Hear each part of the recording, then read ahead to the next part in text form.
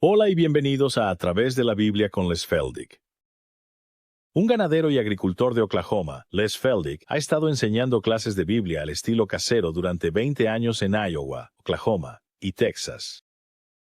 El estilo único de enseñanza bíblica de Les Feldick ha hecho que los libros de la Biblia cobren vida. Cuando les está enseñando, es tan interesante que la gente dice que el tiempo parece volar. Y ahora, aquí está Les Feldick. Bien, una vez más, programa número 4 y lo tienen en la pizarra. Y para aquellos de ustedes que se preguntan qué es el Internet, por qué, también estará en la pantalla. Pero para aquellos con computadoras y acceso a Internet, ¿por qué? Introdúcelo y al menos puedes ver un horario de nuestros programas. Y así sucesivamente. Recuerden que todos los programas están disponibles en los libritos que ven en la pantalla.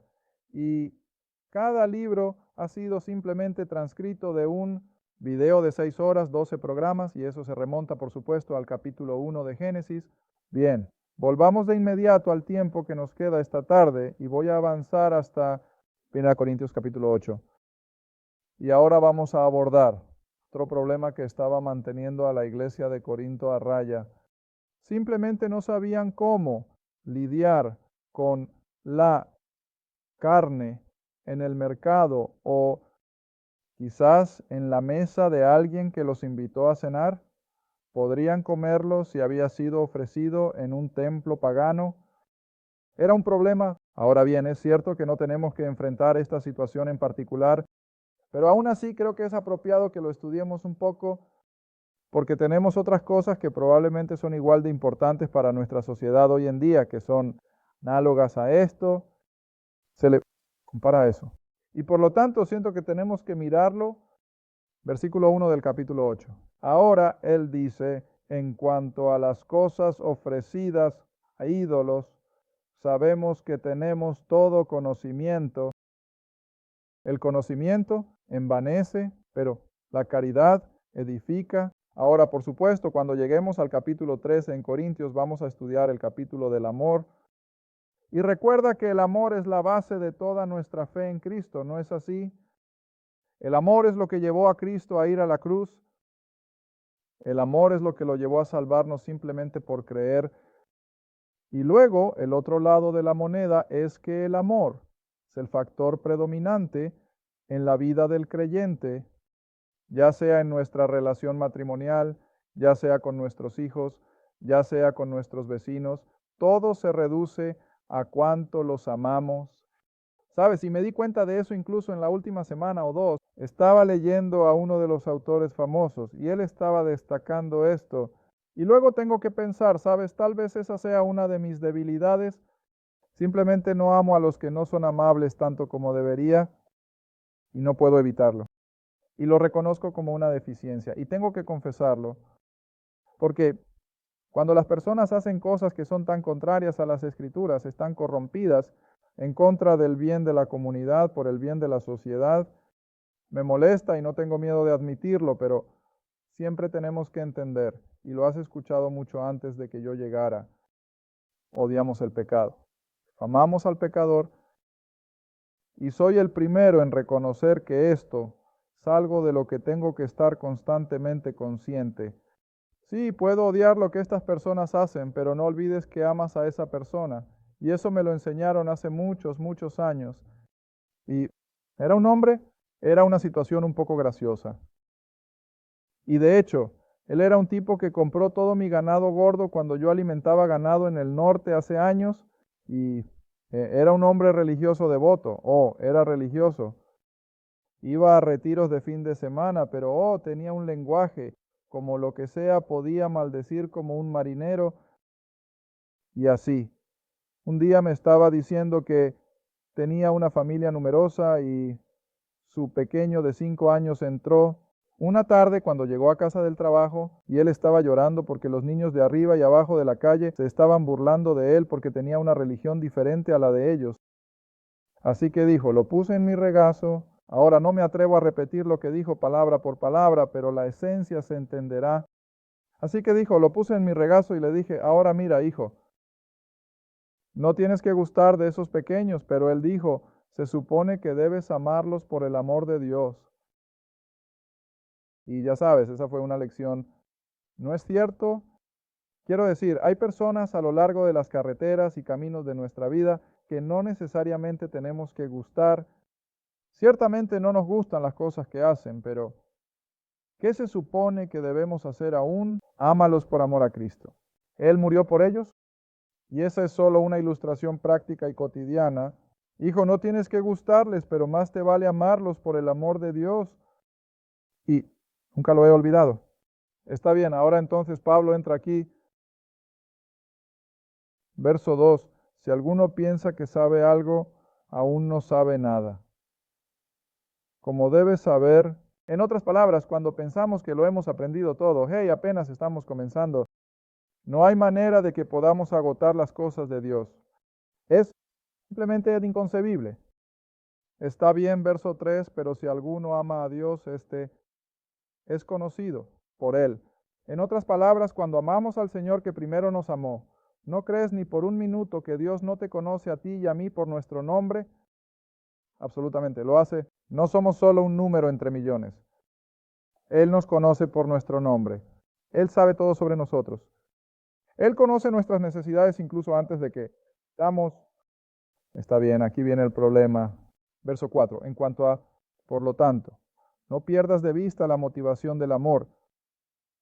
En cuanto, por lo tanto, a comer de aquellas cosas que se ofrecen en sacrificio, acerca de los ídolos, sabemos que un ídolo no es nada en el mundo y que no hay otro Dios sino uno, porque aunque haya algunos que se llaman dioses, con minúscula, ya sea en el cielo o en la tierra, así como hay muchos dioses y muchos señores, pero para nosotros, como creyentes, Pablo dice que solo hay un Dios, el Padre de quien son todas las cosas, y nosotros en Él, y un Señor, Jesucristo, por quien son todas las cosas, y nosotros por Él. En otras palabras, Él es el creador de todos nosotros.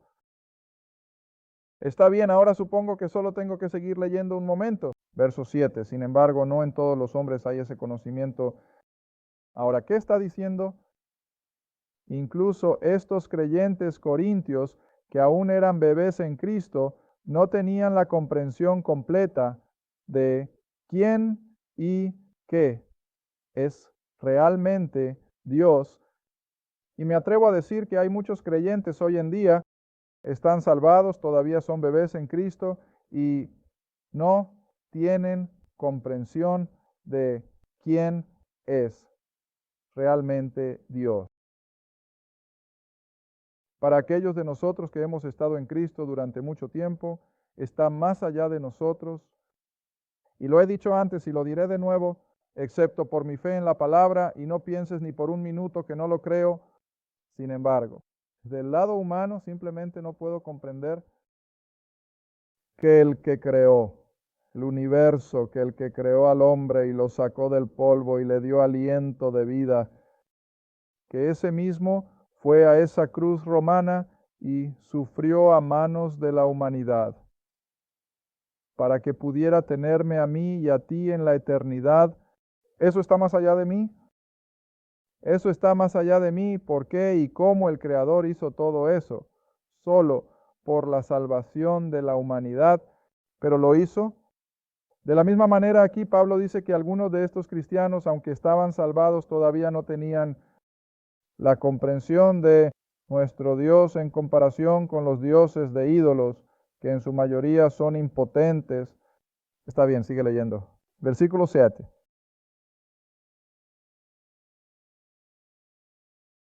Sin embargo, no todos los hombres tienen ese conocimiento, pues algunos, con la conciencia del ídolo, hasta este momento, lo comen como si fuera algo ofrecido a un ídolo, y su conciencia es débil. Mira, todavía son creyentes jóvenes, no han madurado mucho aún, y su conciencia siendo débil se contamina. ¿Qué quiere decir?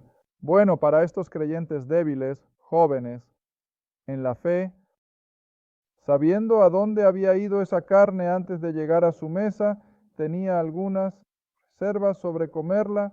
Ahora de nuevo, supongo que tengo que explicar Siempre que estés bajo una sociedad pagana, recuerda, la única manera en que estos líderes religiosos paganos pueden mantener a su gente bajo control es tenerlos saturados de superstición. Todos saben lo que es la superstición. Tienes un miedo terrible de hacer un movimiento en la dirección equivocada por temor a que los poderes que están en control caigan sobre ti. Está bien, ahora esta era toda. La idea de la religión pagana, tenían a su gente empapada en superstición y tenían un miedo terrible al poder de sus dioses y conocían muy bien los poderes de los demonios en el aire que los rodeaba. Ahora nosotros en América hemos sido bendecidos de que no estamos demasiado afectados por el demonismo. Está viniendo, pero hasta ahora creo que Cristo ha sido lo suficientemente fuerte, ha mantenido a raya los poderes demoníacos. Pero si vas a otras áreas del mundo, el demonismo es rampante. Era en el tiempo de Cristo, era en el tiempo de Pablo. Y así estos paganos entendían los poderes demoníacos cuando estábamos en Haití. Vudú. Oye, esas personas saben que el vudú tiene un poder intrínseco, es un poder satánico, pero es un poder. Está bien, ahora entonces estos paganos idólatras, estas personas en Corinto, eran tan conscientes del poder de los demonios del aire que cuando se preparaban para comer la carne, su mente supersticiosa decía que si un demonio iba a entrar en su cuerpo, ¿cuál sería la manera más fácil de hacerlo? Come esa carne y entonces ahí estaría dentro. Y así esto era un gran obstáculo. Ahora, para contradecir eso, estos paganos llevaban su carne a sus sacerdotes paganos y los sacerdotes ponían algún tipo de bendición sobre ella. Eso mantendría a los demonios alejados de su carne para que pudieran comerla de manera segura. Ahora, todas estas cosas entran y muchas veces no entendemos. Así que aquí viene un creyente ahora y la hija de su mejor amigo se está casando y él va a pasar por todos los ritos paganos del matrimonio y él está invitado a la fiesta de bodas. Está bien. Ahora, Pablo nunca le dice a estos creyentes que se mantengan alejados de eso.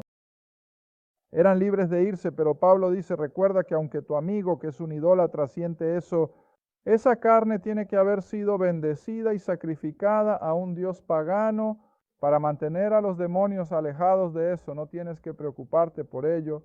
Esos dioses idólatras no pueden hacerte nada porque eres un creyente. Adelante, come la carne y no te preocupes por eso. Está bien, pero aquí, al otro lado de la mesa, en esa misma fiesta de bodas, hay un Cristo completamente nuevo y no ha alcanzado ninguna madurez en absoluto. Y él mira hacia allá y allí está Cristo, que ha estado allí ahora, un creyente durante 12, 18 meses. Él está comiendo esa carne. ¿Qué piensa este tipo? ¿Cómo puede estar ahí sentado y comer carne que ha sido ofrecida a un ídolo? Ahora bien, ¿qué va a decir Pablo? Escucha, si vas a hacer que ese joven creyente tropiece y tenga problemas, entonces no comas la carne. Pero en lo que respecta a que el ídolo tenga algún poder sobre eso, olvídalo.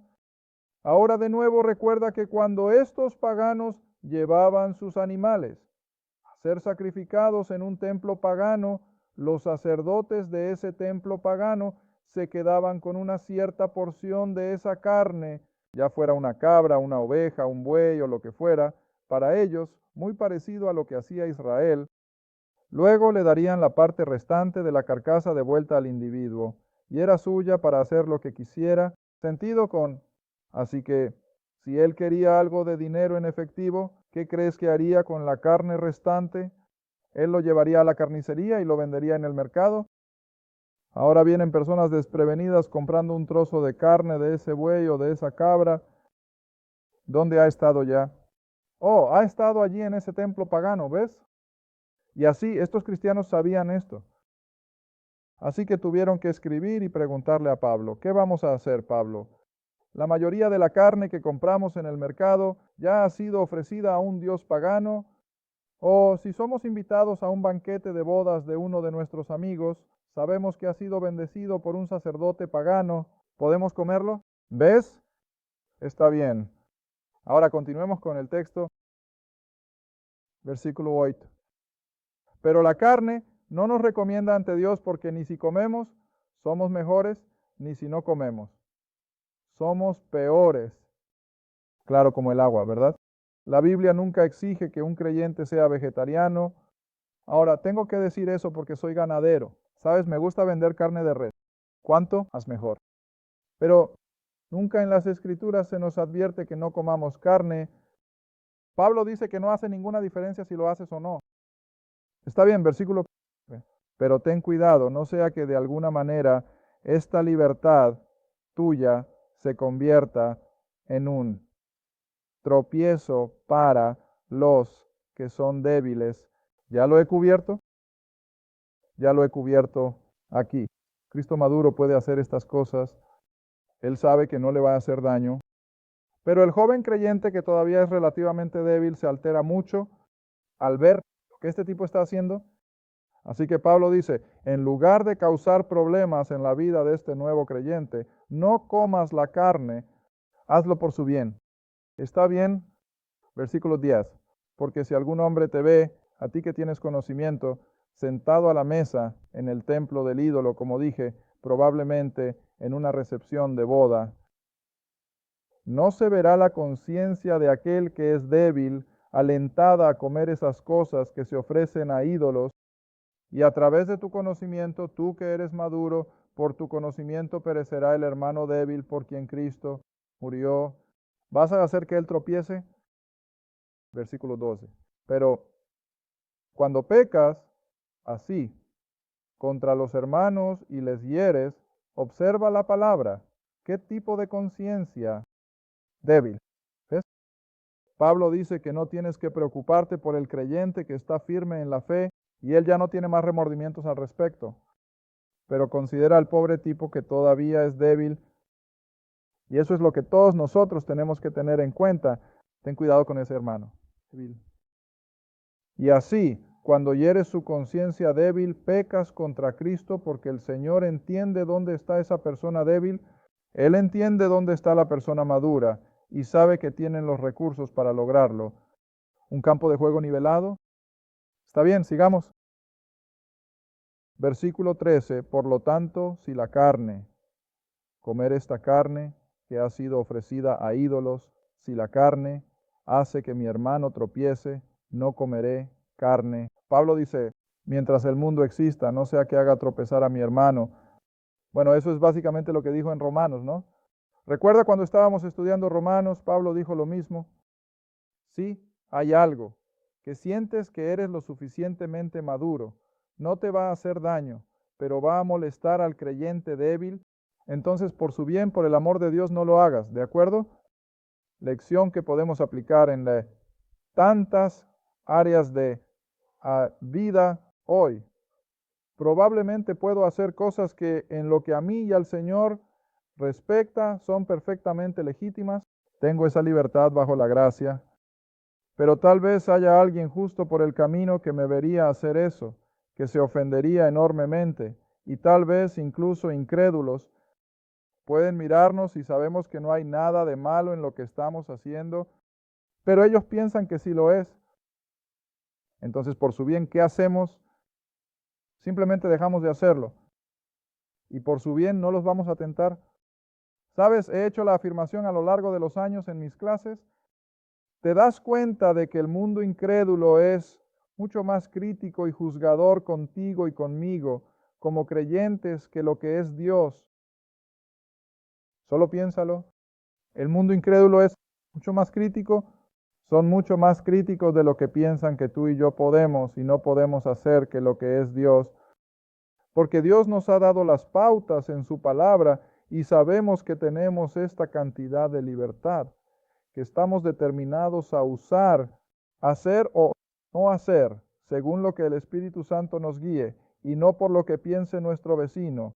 Pero aún tomamos en consideración la actitud de nuestro vecino, no sea que le causemos a él no llegar a ser un creyente, bueno, tenemos que seguir adelante. Capítulo 9. Pensé que iba a terminar todo el capítulo 9 y 10 hoy, pero simplemente no funciona tan rápido. Ahora, capítulo 9, de nuevo, como he dicho, así es. A menudo en este programa, el apóstol Pablo siempre tiene que defender su apostolado. Y aquí hay otro, versículo 1 del capítulo 9, no soy un apóstol, no soy libre, no he visto. Jesucristo nuestro Señor, ¿no sois vosotros mi obra, el Señor? Sí, no soy apóstol para otros, sin duda lo soy para ustedes. Ahora, ¿cómo podría decir eso? Porque los había visto salvados de la idolatría abyecta, solo gracias a su ministerio. Así que él dice, ustedes son la prueba del pudín, y si no fuera un apóstol, todavía estarían en su paganismo.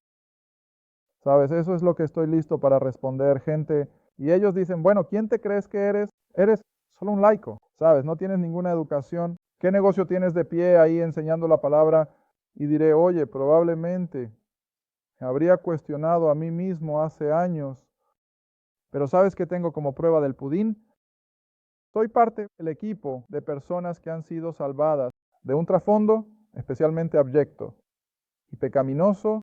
Esa es mi prueba de que el Señor ha honrado lo que estamos haciendo al ver a tantas personas salir de la oscuridad y entrar en la luz del Evangelio.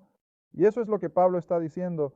Oye, mi apostolado está probado por ustedes mismos porque los he sacado de la oscura idolatría. ¿Está bien?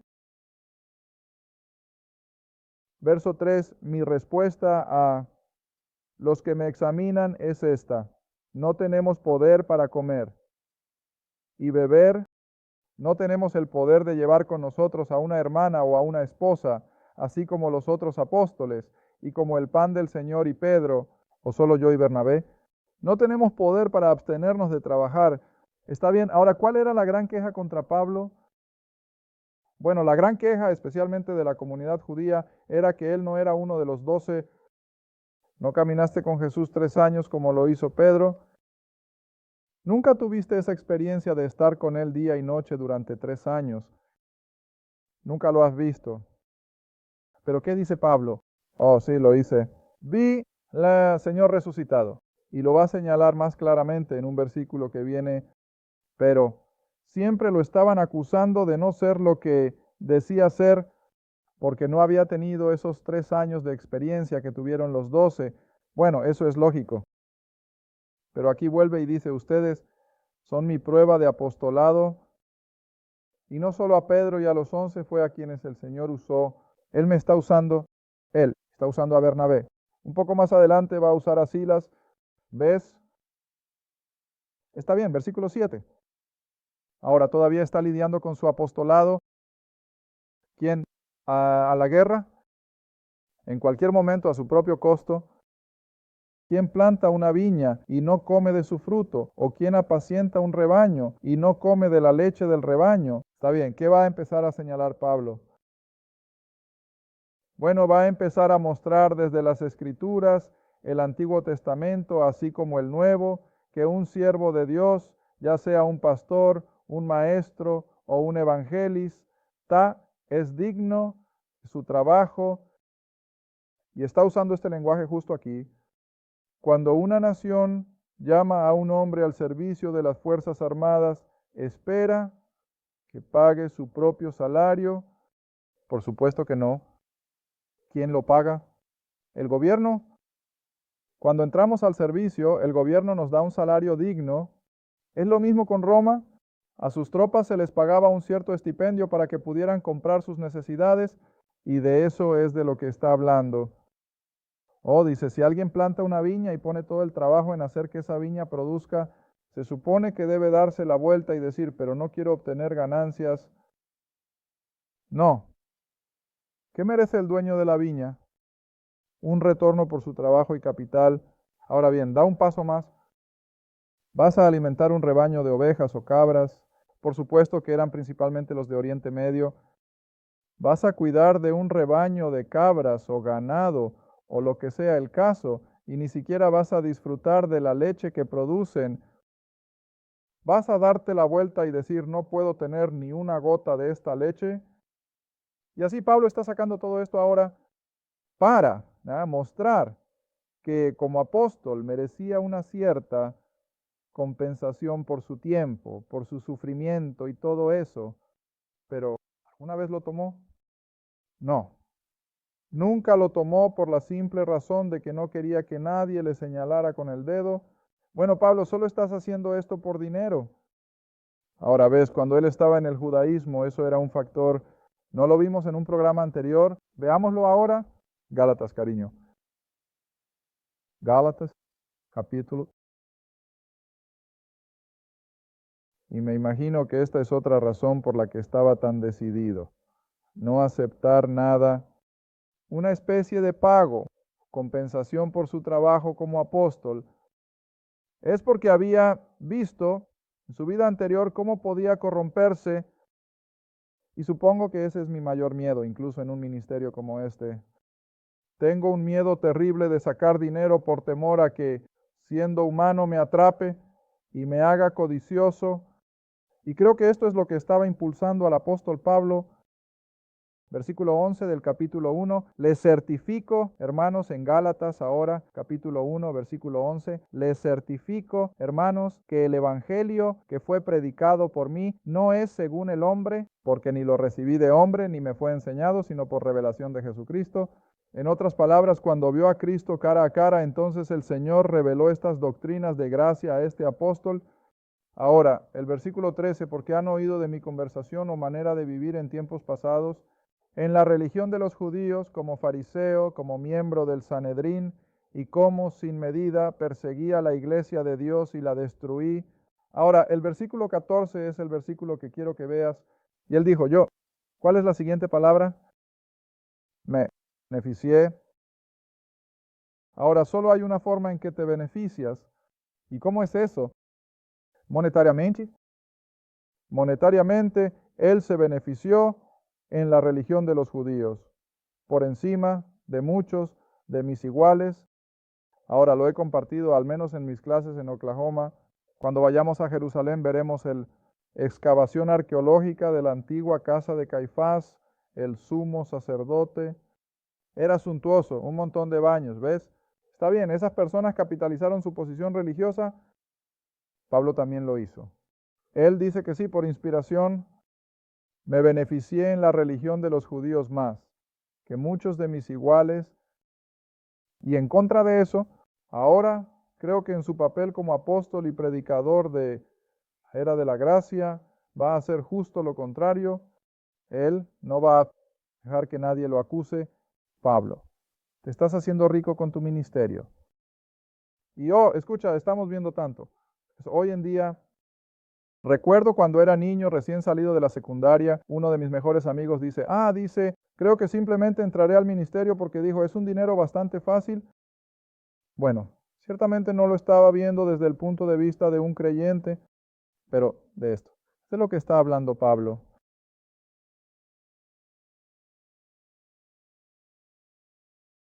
Gracias por ver A Través de la Biblia con Les Feldick, un estudio bíblico semanal.